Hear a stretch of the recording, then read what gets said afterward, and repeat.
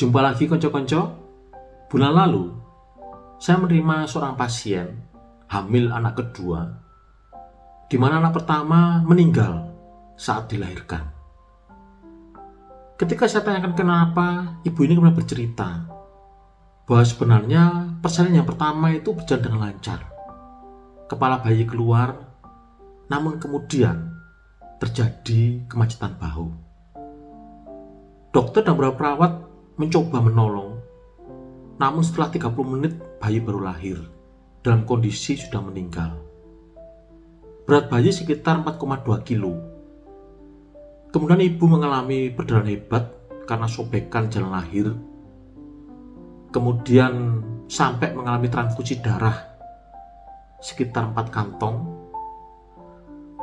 Kondisi kemacetan persalinan ini disebut dengan kondisi kemacetan bahu, atau istilah ilmiahnya distosia bahu. Kali ini saya akan mengulas mengenai distosia bahu. Apa itu distosia bahu? Apa komplikasinya dan sebagainya.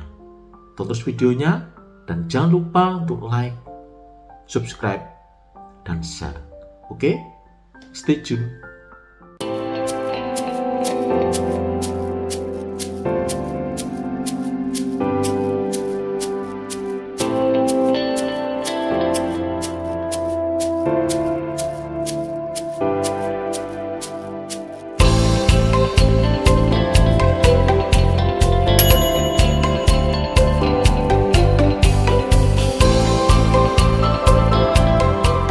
Kemacetan bahu atau distosia bahu adalah suatu kondisi yang bisa terjadi pada persalinan lewat bawah, lewat vagina. Kondisi ini adalah kondisi yang darurat dan seringkali menyebabkan komplikasi yang serius, baik pada ibu maupun bayi. Meskipun demikian, angka kejadian dari kemacetan bahu sangat jarang, hanya sekitar 0,4 sampai dengan 1,6% dari seluruh persalinan lewat vagina. Namun seperti saya katakan tadi, angka kejadiannya sangat jarang, sulit diramalkan, dan sulit diprediksi, dan seringkali terjadi secara tiba-tiba.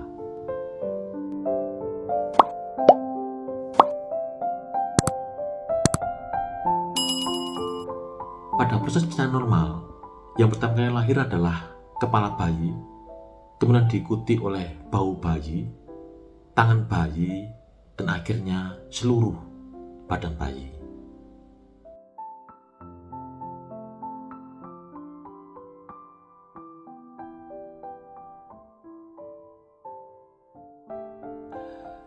Pada kondisi kemacetan bahu atau distosia bahu, pada awalnya kepala bayi lahir lancar, namun tiba-tiba kemudian terjadi kemacetan bahu.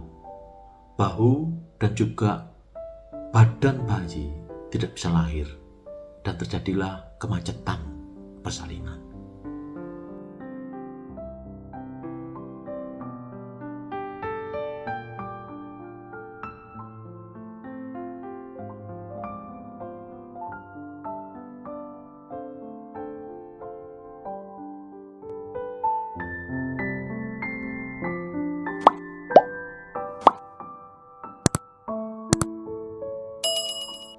Penyebab utama dari kemacetan bahu atau distosia bahu adalah dikarenakan ukuran bahu bayi lebih besar dari ukuran panggul ibu, sehingga terjadi kemacetan persalinan.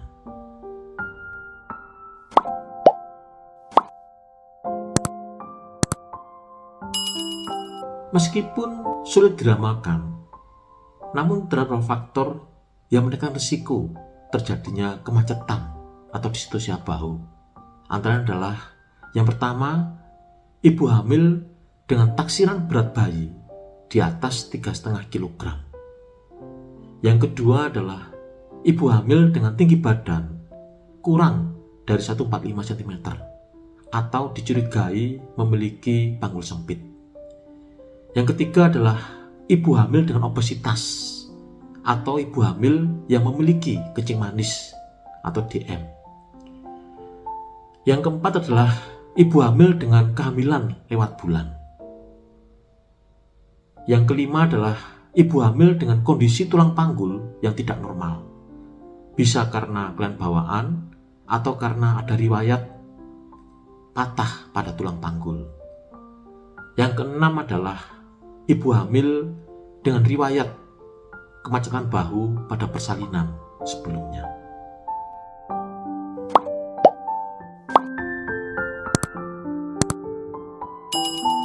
Terdapat beberapa upaya yang dapat dilakukan untuk mencegah terjadinya kemacetan bahu.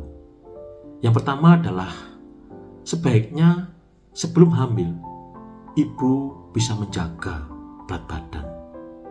Karena obesitas pada saat hamil meningkatkan risiko terjadinya kemacetan bahu. Yang kedua, jika sudah hamil, maka sebaiknya ibu juga menjaga kenaikan berat badan selama kehamilan. Yang ketiga, jika ibu memiliki kencing manis atau ibu hamil dengan kencing manis, maka sebaiknya kontrol kadar gula darah selama kehamilan. Yang keempat adalah kontrol teratur selama kehamilan. Jika selama kontrol kehamilan dokter mencurigai adanya faktor-faktor yang meningkatkan risiko terjadinya distosia bahu atau kemacetan bahu, maka biasanya dokter akan menyarankan persalinan lewat operasi. Meskipun demikian, dalam kasus yang sangat jarang, bisa terjadi ibu hamil yang tidak memiliki faktor risiko kemacetan bahu tiba-tiba mengalami kemacetan bahu pada saat persalinan.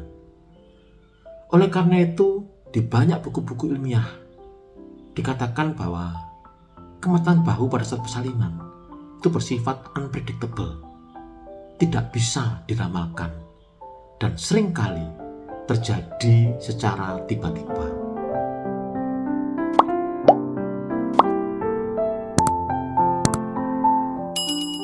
Kemacetan bahu seringkali menimbulkan komplikasi yang serius, baik pada ibu maupun bayi.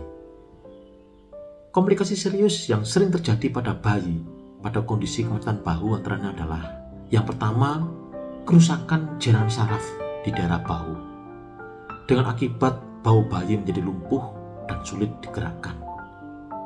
Yang kedua adalah patah tulang bahu. Yang ketiga adalah kekurangan oksigen pada bayi menyebabkan kerusakan otak bayi sampai dengan kematian bayi. Sedangkan komplikasi pada ibu adalah yang pertama, robekan vagina yang luas, bahkan kadang-kadang sampai ke anus. Yang kedua adalah robekan pada rahim. Yang ketiga adalah sendi pada daerah panggul bisa terpisah. Dan yang keempat adalah perdarahan hebat setelah persalinan dan bisa mengancam nyawa ibu.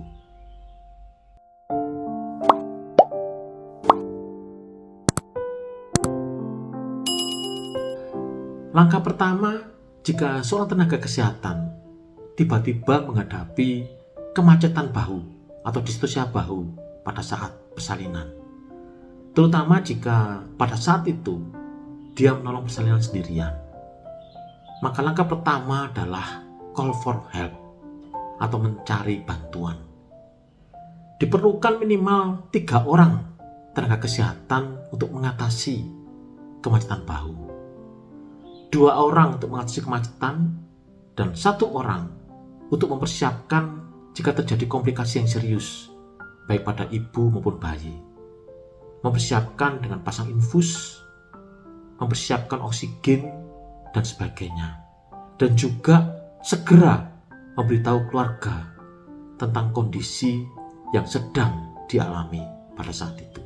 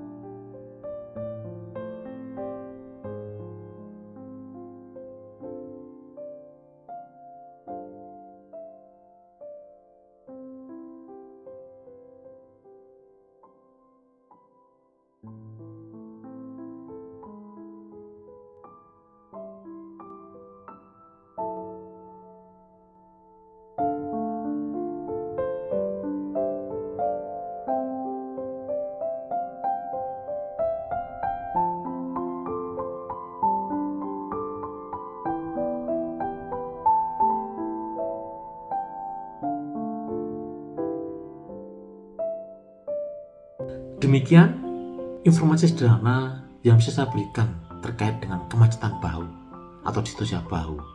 Semoga bermanfaat dan jangan lupa untuk like, subscribe, share, dan nyalakan lonceng notifikasi agar Anda tidak ketinggalan dengan video-video saya yang terbaru. Sampai jumpa di video berikutnya.